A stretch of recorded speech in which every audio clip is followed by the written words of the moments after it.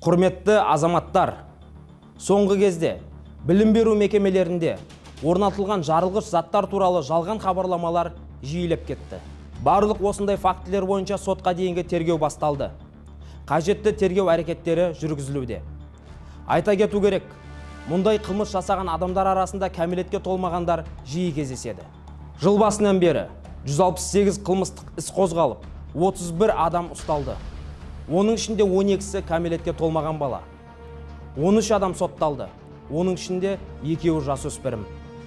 6 ата-анаға айыппұл салынды. Әрбір жалған хабарлама тұрғындар арасында үрей тудырып, мекемелердің жұмысына кедергі келтіреді. Олар материалдық шығын әкеліп қана қоймай, шұғыл қызметтердің уақытын алады. Терроризм актісі туралы көрінеу жалған хабарлама үшін 5000 айлық есептік көрсеткішке дейінгі айыппұлдан бастап 5 жылға дейінгі мерзімге бас бостандығынан айыру жазасы көзделген.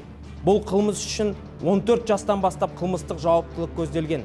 Егер кәмелетке толмағанның жасы 14 жастан аспаса, онда бұл жағдайда оның ата-анасы тәрбиелеу бойынша міндеттемелерін атқармағаны үшін жауапкершілікке тартылады.